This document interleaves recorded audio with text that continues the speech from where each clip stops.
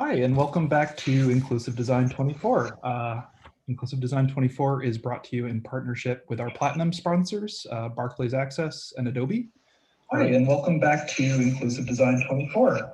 And that is Inclusive Design 24 is brought to you in partnership with our platinum. Pardon me, still working out the kinks. Our gold sponsors, Intopia, Tetralogical, and Infoaxia, and our silver sponsors, Intuit and WebAble. You can follow us on Twitter at ID24Conf. And if you have any questions for the presenters, please feel free to tweet them using the #ID24 hashtag for our Q&A at the end of the session. Also a reminder that ID24 is a respectful community and that you can find our code of conduct on the inclusivedesign24.org events site. Next up, I'm delighted to introduce our talk. Jared, would you like to do the honors? Sure. Our next presenter is Kiran Kaja, who will be presenting Designing Digital Assistants for Those Who Need It Most. Kiran leads a diverse accessibility program team for Search Assistant and News at Google and helps ensure that those products are helpful and accessible to everyone, including individuals with disabilities. Kiran brings a unique perspective to disability, accessibility, and inclusion due to his background in working in corporate and nonprofit sectors and in a number of countries around the world. And with that, we'll turn it over to you, Kiran. Thank you, Jared. Thank you very much. And I'm really glad to be and happy to be part of this conference. And thank you very much for the organizers for giving me this opportunity. As you've already heard, I'm Kiran Kaja. I lead the accessibility program for Search Assistant and News at Google. And my team tries to make sure that our products are accessible and helpful for everyone, including individuals with disabilities. Before I start talking about how to design digital assistants for those who need it most, a little disclaimer, I am blind and I'm using a screen reader on my computer, NVDA. Due to the interesting tech setup we have, I have a couple of videos to play, which means I have to share my computer's audio, which also means that you will hear my screen reader as I move through my slides. I hope it's not too distracting, and I will remember to make sure that I don't speak over the screen reader. With that, let's get started. Page change, slide 2 of 24. Google's mission is to organize the world's information and make it universally accessible and useful. Google's mission is to organize world's information and make it universally accessible and useful. Access to information and technology can have profound impact on lives of people with disabilities. You may have, if you have heard some of the earlier talks, you may already have seen examples of this. But as I mentioned earlier, I am blind. I've been blind since birth. And I use various assistive technology tools and other so-called mainstream technology to be independent in my daily life, to be effective at work, as well as entertain myself during the pandemic lockdown. And it's incredible what technology enables these days. When I was growing up, we were largely relying on assistive technology devices that were specifically, and software that was specifically developed for blind people. But now, these days, a lot of technology that's available for everyone is also helpful in making sure that people with disabilities have equal opportunities and can be more independent. Page change, slide 3 of 24. Accessibility is relevant for billions of users. According to the World Health Organization, it is estimated that there are over 1 billion people with some form of disability around the world. And this does not even include people who have situational or temporary disabilities because of your environment or other reasons. You might be driving and you shouldn't really be looking at your phone screen that much and trying to read long messages anyway. Or you may have had a fall or a skiing accident and you're temporarily unable to have full use of your limbs, or myriad other reasons why you might actually end up having temporary or situational disabilities. So it's a much larger opportunity, a larger number of users than it appears. Page change slide 4 of 24. Accessibility is a wider field than you might think. It's also a much wider field than you think. There is a bar graph here, which shows that there are more colorblind people than native English speakers around the world. Interestingly enough, I kind of made this hard for colorblind people to read, to point out that you might want to think about how you use your communication to, think about making your communication and presentation accessible too. So one of the messages that I'm trying to say here is that you should think about the widest possible range of users that you might encounter, even in things like communication. Page change slide 5 of 24. Top smart speaker use cases. Switching to the digital assistant. When I talk about digital assistants, what do I mean? I am essentially talking about things like the Google Assistant, Alexa, Siri, and other digital assistants that are primarily voice-based. So you speak to them, you ask them questions, ask them to do things for you, and then they go do those things or answer your questions by voice. Now we have these digital assistants these days all over the place. They are built into smart speakers like the Nest Mini, Nest Hub Max, and they are available on pretty much all smartphones, Android, iOS, etc., smart TVs, headphones, and a range of other devices. They are being built into cars and things like that. Last year, there was a survey that was done, a large survey that was done asking people what they use their smart speakers that have digital assistants on them for. And the answers are not very surprising. People use them for asking questions, playing music, asking for the weather, or if you're on the West Coast like I am, asking for air quality because of all the smoke and wildfires, and setting alarms and timers and those things that you might be familiar with if you have ever used a smart speaker. For our product accessibility work, we also do quite a bit of research with people with disabilities, and we ask them similar questions to make sure that we are not missing out on any specific needs that people have because of disability, and then they want to make use of digital assistants and smart speakers that way. But users have primarily told us that even users with disabilities actually use these smart speakers for similar reasons, which is great. So we have a product which kind of satisfies the needs of everyone. But then there are areas where smart speakers and digital assistants in particular can really have a disproportionately positive impact. For example, Page change slide 6 of 24. Control your environment independently. Being able to use your voice to control your smart devices at home independently. That's one of the biggest things that I like about using the Google Assistant, for example. I have smart lights. I have a doorbell that tells me there's someone at the door. It can even recognize faces for familiar faces and tell me that my friend so-and-so is at the door. There are tens of thousands of devices and hundreds of manufacturers that work with the Google Assistant, and the devices range from thermostats to lights to kitchen appliances to even health-based devices that work with voice.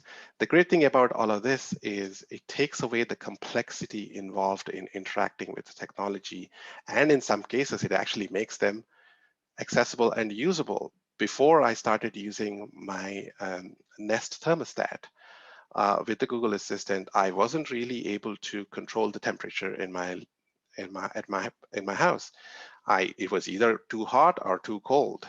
Now I can just say to my smart speaker, hey Google, and set the living room temperature to 72 degrees Fahrenheit, and it does it for me. In the next slide, I have a video which is part of our Assistant Accessibility video series that talks a little bit more about what benefits this smart home integration exist for users with disabilities. So let's go watch this video.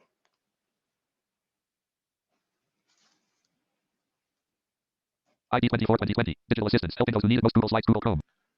Page change, slide 7 of 24. Control your smart home with Google Assistant. Hello, my name is Patrick Clary, and I'm a product manager on the Google Accessibility Engineering team. Today I'd like to show you some features that use the Assistant to control smart home devices by voice.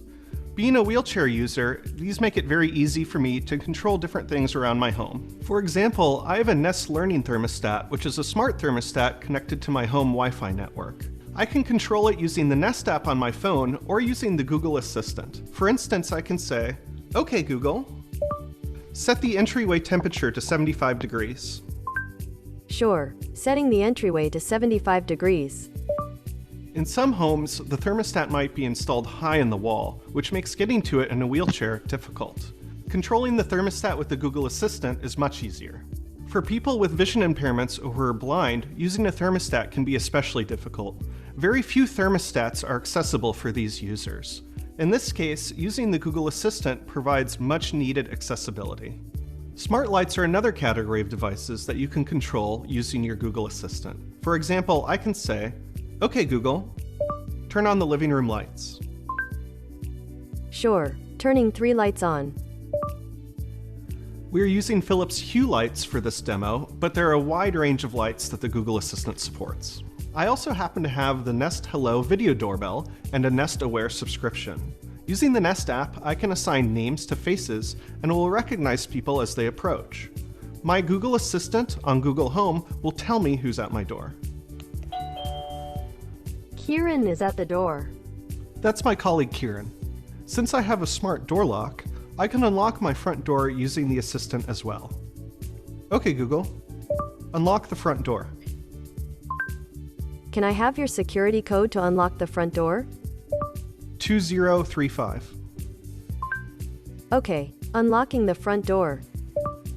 If your TV is Chromecast enabled, if someone unknown is at the door, you can ask the Google Assistant to show the video feed from your doorbell. Someone's at the front door. Okay Google, who's at the door? You got it, streaming the front door on living room TV. Since the smart home devices are connected to the Google Assistant via my Google account, I can control them when I'm away from home using my phone. One other useful feature of the Google Assistant is routines. With routines, I can have my Google Assistant perform multiple actions with just a single command. For example, I can say, "Okay Google, good morning," and have it set the temperature to 72 degrees, turn on the coffee maker, turn up the lights, play me the news, and tell me about the weather. Routines can be customizable and can even be set for a fixed time. Hey Google, good morning. Hi Patrick, it is 10:50 a.m. Right now in Mountain View, it's 57 and sunny.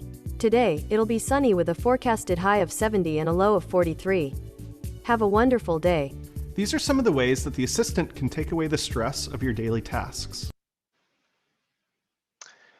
That's one example of how digital assistants can make people more independent. Switching gears a little bit, I want to use another example of a feature that has been designed for everyone, not specifically for users with disabilities. Page change, slide 8 of 24. Easier access to web pages. Ask Google Assistant to read aloud. Basically, if you have an Android smartphone and you use the Google Assistant, you can actually ask the Google Assistant to read out a web page out loud to you.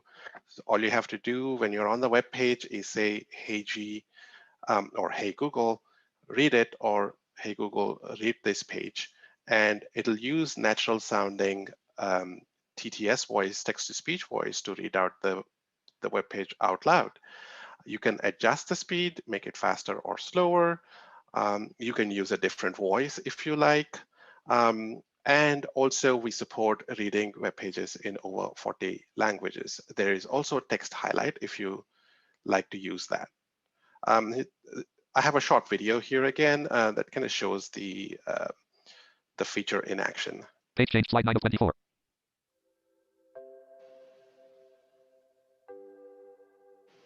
Hey Google, read it. Okay. Today, we're announcing Read It, a new experience on Android that allows people to listen to web articles with the help of Google Assistant. It'll be available on Android phones later this year on versions 5 and above.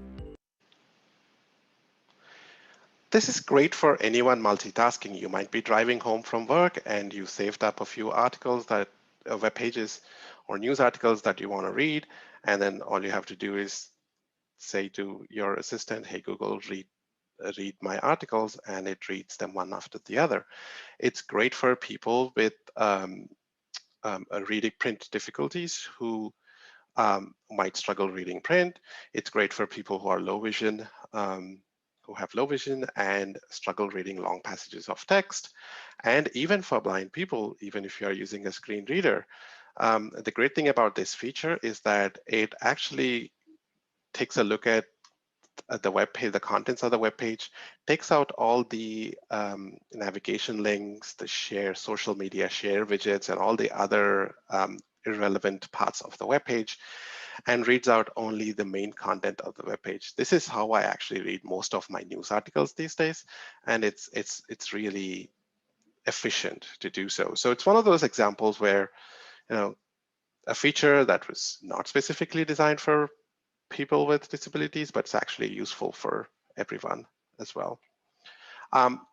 Pivoting to another area where we have seen innovation in using the digital assistants. Page change slide 10 of 24. Action blocks. Action Blocks is an app that was primarily designed for people who have age-related cognitive differences or cognitive conditions like autism. It was released by Google, I believe, in August or earlier. And what it allows you to do is create buttons on the home screen to perform a range of tasks. So you can assign one button for either a single task or a range of tasks. For example, you can have, you can just use a single tap to do things for you, such as send a message to your parent to come pick me up from school. You can control your smart home devices. You can play your favorite video channels, and basically whatever you can do with the assistant. What the Actions Block app does in the background is essentially sending or using the Google Assistant to perform a set of actions that you've predefined for each of these buttons. While this is great for users with cognitive impairments, it actually benefits everyone, and especially advanced users who kind of like to have a one-tap access to things that they might do on a regular basis. So it's one of those areas where we are noticing people coming up with interesting innovations using digital assistants. And as a tip, I would really watch this space for other interesting integrations coming soon. Page change slide 11 of 24. And what other ways can voice technology help people? We've seen a few examples where digital assistants are either helping users directly or helping users in conjunction with apps or partners. But if you've noticed, all of this kind of assumes that you are, as a user, are able to speak, and that the digital assistant is able to understand you and do things for you. This is not, unfortunately, this is not always the case. Page change slide 12 of 24. But what about helping people whose speech is not easily understood by machines? There are people who have conditions like ALS, Down syndrome, stutter, etc., who have whose speech is not really clearly understandable by Google Assistant or other digital assistants. we have made tremendous strides in speech recognition over the past few years. I think Google's word error rate is about 5%, which means that essentially 1 in 20 words is misrecognized by speech recognition. But if you have any sort of a speech condition, that error rate can go up pretty quickly. In some cases, we may not be even able to understand what you're saying. That's not great. The users with these speech conditions are not able to make use of all the benefits that digital assistants offer. But thankfully, there are projects underway to try and find a solution to this problem. Page change slide 13 of 24. G.co/Euphonia. Euphonia is a project that Google launched last year, which seeks to solve this problem where speech recognition algorithms are not able to understand what is technically referred to as non-standard speech patterns. The way speech recognition algorithms work is that they train themselves on large amounts of data. With some of the conditions, we don't really have the luxury of having that large data corpus for these models to train on.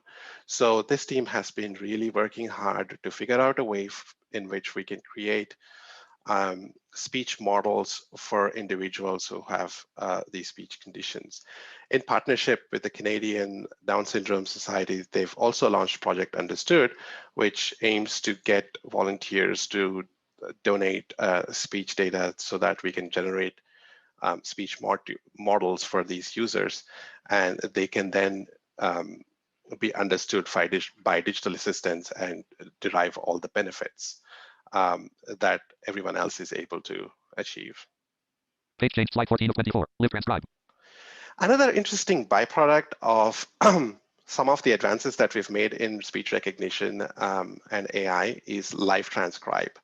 Live Transcribe is an app on Android that basically transcribes speech and background sounds. And you can use it on an Android smartphone or a tablet. And I have seen so many great uses of this app. It's incredible.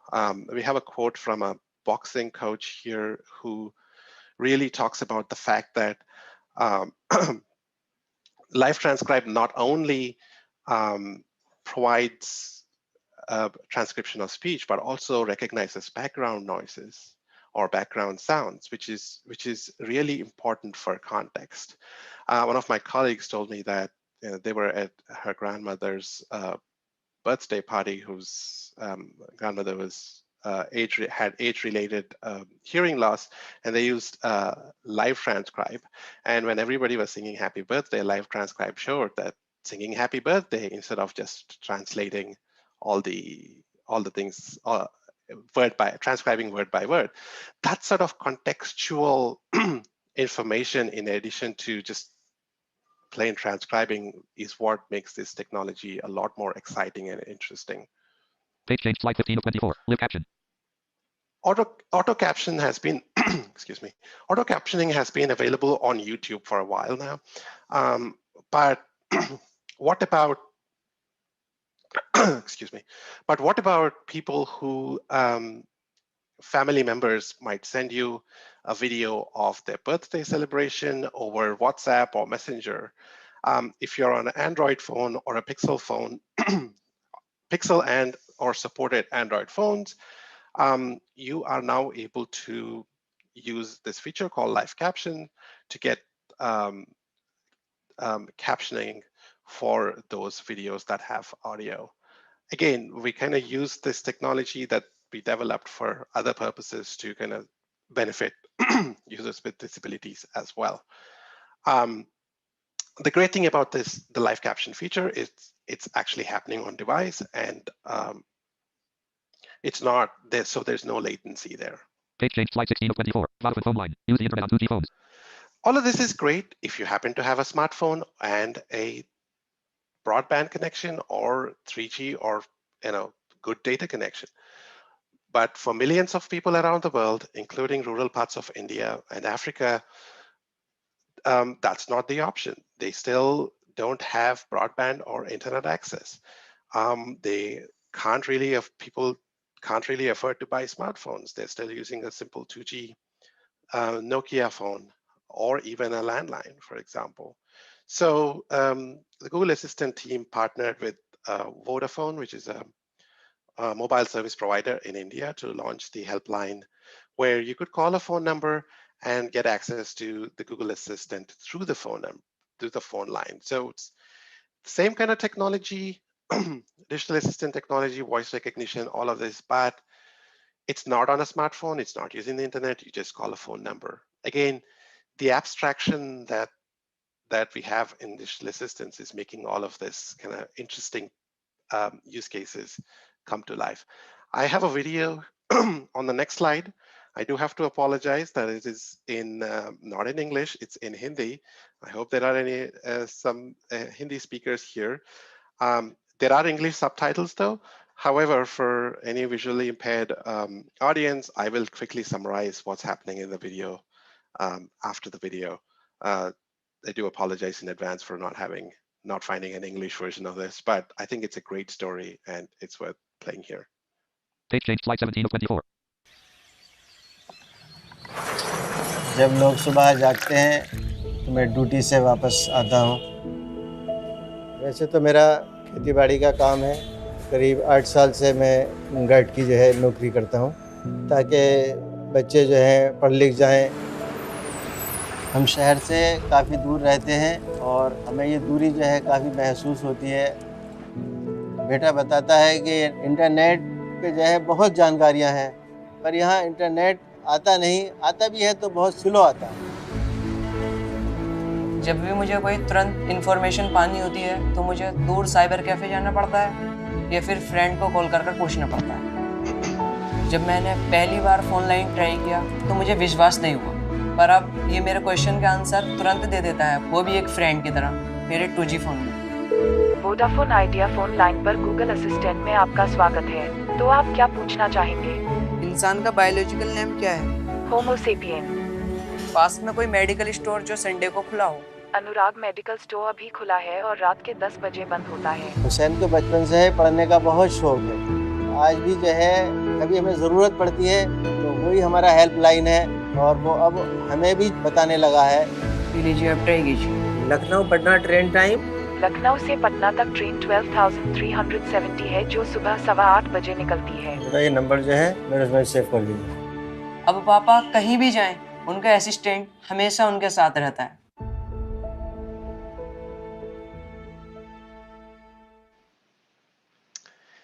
Just to give as a brief description of what's going on there, the story is about a family in rural part of northern India, where the father works as a security guard over at the night shift and also does farm work during the day. And they don't really have internet broadband connection in their village, and also no 3G, and they have a 2G phone. And the son discovers the helpline that you could call and ask a Google Assistant questions. One of the questions he asks was, what's the biological name for human beings? And the answer was Homo sapien. And he asks for a pharmacy that's open on a Sunday.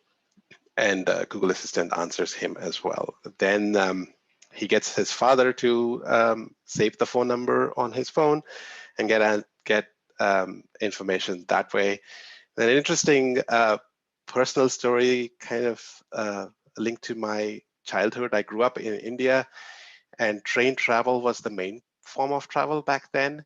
And I would always call a phone number that we had for the local station, where they recorded the train timings for all the trains coming in that morning, and if they were on time or delayed. You basically had to sit through 10 or 15 train time announcements before it got to your the train that you needed. In this case, the father asks for a specific train, and the Google Assistant is able to find that information real-time basis and give them the answer. an interesting point, way of how technology evolves to solve a need that is still a great, information need still after maybe 25 years. I think I used to call that number in early 90s when I was really young. It's a great example of how technology evolves. Now, I've given you enough examples of how technology, digital assistants can benefit, but Page change, slide 18 of 24. Some best practices. Some best practices. I will come out and admit that I'm not really an expert in designing voice interfaces or digital assistants, but I've worked with teams, product teams for the last 3 or 4 years who have been designing these things. And I learned a few things. And I kind of wanted to share those like best practices that I found are the most important that you could use as pillars when you're designing products that are based on digital assistants, or if you're working on any of this kind of technology. I'll also give you links to detailed information as well. But first and foremost, page change, slide 19 of 24. Co-design. Co-design. What do we mean by co-design? You really need to get the people who you are designing for onto the table at all stages. I might sound like a broken record when I say this again. Like, you need to involve users at all stages. It sounds like a pretty simple concept. It's so hard to do in reality. I noticed this especially in the accessibility and inclusion area, where people have the right intention and enthusiasm to solve a problem that they think that exists. But it's extremely important, first of all, to figure out and ask the people who you think have the problem if it actually is a problem. One example is there's a story about Stephen Hawking. People wanted to give Stephen Hawking a new voice because Stephen, if anybody has heard Stephen Hawking, it's the old Dectalk synthesizer that's kind of old. And people thought they could use all the new technology and give him a new voice. Stephen Hawking said, no, absolutely not. I don't want new voice. This is my voice and I'm happy with it, period. That's it. So it's extremely important to validate your concepts, you validate your ideas with the people who are affected the most by those ideas, or who can benefit, who you think can benefit. And in a lot of cases, we as technologists love complex problems. We want to solve the most difficult problem there is to solve. That is not always the most useful, though. So it's really important to, and I stress this again, user research, asking users for opinions or validating your concepts. That's having worked with engineering teams pretty much all my life, that's probably the hardest thing, because we know that there is a problem, we think there's a problem, we think we have a solution, we want to implement it ASAP and get it out the door. It's great, but you need to validate with your users. So you really need to design with the user. Page change, slide 20 of 24. Customizability of speech.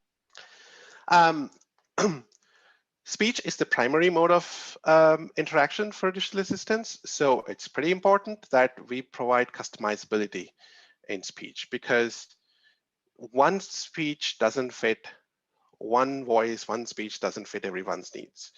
As I said in that example where we had the read it feature, you can pick a voice, you can change the voice speed at which the articles are read out. And you are able to pick a different voice if you like. That's sort of customizability, as much customizability as you can give, is extremely important in some of these technologies. Otherwise, if your primary mode of interaction is uncomfortable, people won't use your product, period. Page change, slide 21 of 24. Designing for multimodal interfaces. We are seeing this new class of devices come up now, which is essentially smart speakers but they also have a touchscreen display on them. They are called smart displays. That's how they're kind of more informally referred to as, and they kind of have this thing called voice first interface, but they're essentially kind of multimodal. So you are still interacting with these smart displays using your voice. They reply to you in your voice, but there's also the screen that kind of shows additional information. When you designers see a screen, that notice that there is a screen, the tendency is to really lean into the visuals and forget the fact that there's a reason why these things are called multimodal interactions, which means that all interaction modes should give the same level of treatment and preference. But unfortunately, the tendency to lean into the visuals, provide more information on the visual side and not on the speech output, and more importantly, expecting users to kind of look at that screen is the trap that designers and product people fall into. There's a video here of somebody chopping vegetables, and there's a smart display kind of showing the recipe on the screen. You might want to be really careful, not stare away from chopping vegetables and with knife and trying to do multitask. It's really important to make sure that we stick to the principle that this is multimodal, visual is additional, this is voice first, and that information is available in the modes that users really want. And it goes the same for the other way too. So we might find that a deaf person would like to use a smart display. We need to make sure that we are not using speech as the only means of communicating information. So it's really important to understand what the mode of interaction that these devices support, and support them equally. Page change slide 22 of 24. Get out of the niche mince. You're really designing for everyone. Finally, this should be obvious by now. You're really not designing for a niche. Even if you think that you are designing a small HR application for some corner of a large enterprise where you think that, nah, there's not going to be any user with a disability, it's like, think again. There will always be someone with some kind of a disability down the road. So don't think that, nah, I'm not really going to be designing this for people with disabilities. That's not going to happen. With aging and all the other conditions, you're going to have more people with some sort of a disability or the other. So you may as well start thinking about it. To give you an example, and again, the main thing here is the things that you do to support people with disabilities actually benefit everyone else. Like, you're trying to look at the screen on your phone in sunlight, direct sunlight, high contrast mode can help you. Forgotten your glasses? Well, you could ask your Google Assistant to read out the web page for you. Or you're holding shopping bags and you don't really have the full use of your fingers. Larger tap targets can help. So it's like there's so many examples of these. Again, I don't want to sound like a broken record, but you're really not designing for a niche anymore. You're kind of designing for everyone. So we need to get out of that mentality and design for everyone. Now, I hope that's kind of useful in like giving you a kickstart on some of the concepts that we think about when I'm working on digital assistants. The main thing is that takeaways for me are digital assistants take away the complexity in interacting with technology for users. Being able to ask for things to be done in a natural voice is the most natural thing. And that's where the real power of digital assistant lies. One of the challenges that we've had is trying to get people to understand how these technologies can benefit them. So, page change slide 23 of 24. Accessibility with the Google Assistant video series.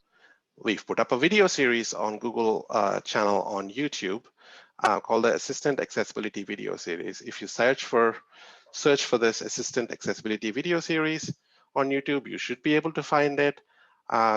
Or the URL is goo.gle/A11y-assistant. That's goo.gle/A11y google.gle/a11y-assistant.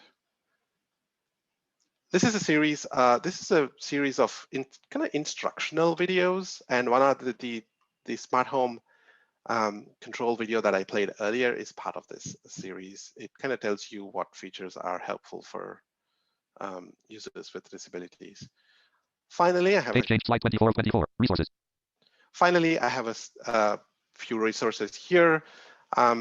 Actions.google.com/design or actions.google.com/design has some really good design guidelines that you could take a look at.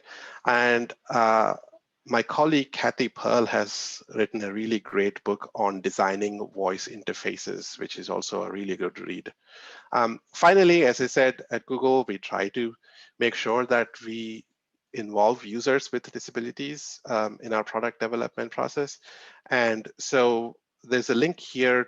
If you are someone with a disability and want to help us test products, you can sign up for the Accessibility Trusted Tester program, and that's at g.co/A11ytt. So that's g.co/A11ytt. With that, that's all I have to say. I hope you found this useful and happy to take questions. Thank you, Kiran. That was an amazing talk. I really, really appreciated you sharing all that with us. We have a few kind of questions coming in. I guess I'll start with the first one here. What are some challenges that you've encountered in working to develop digital assistant interfaces? I think from an accessibility / like users with disabilities perspective, I've covered a couple of them in my best practices. I guess like the best practices kind of come up because of the challenges that I've faced. But in a lot of ways, this is a very fast-moving area in that like people want to kind of innovate, push products out the door.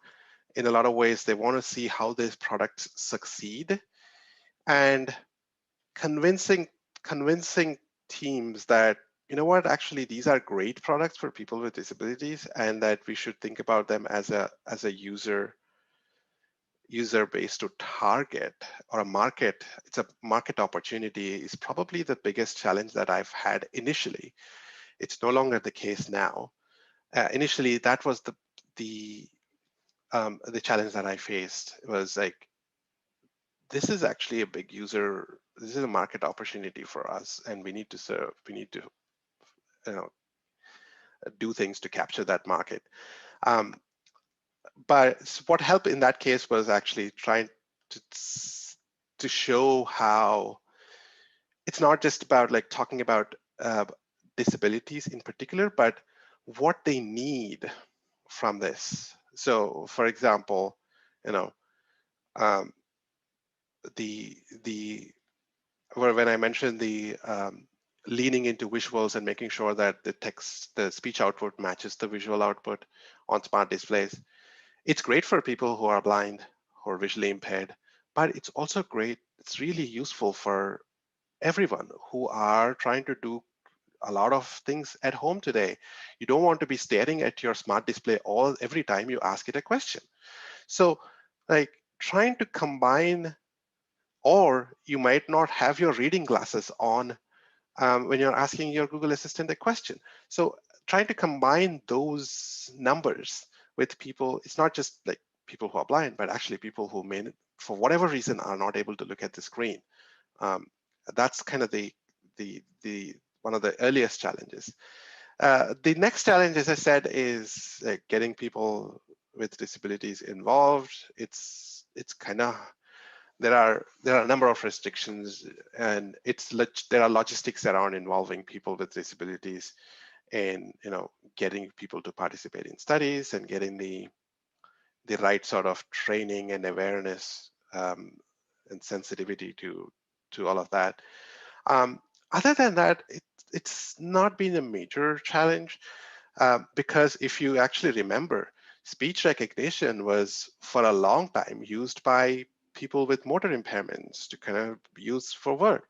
Text-to-speech was used by blind people with screen readers. So these are technologies that were originally developed with people with disabilities in mind, which actually kind of became quote unquote mainstream, whatever the mainstream is these days. So yeah, I think that initial, like reminding people that, you know what, these are user groups, they're large, and we need to make sure that their needs are accounted for is probably the biggest challenge.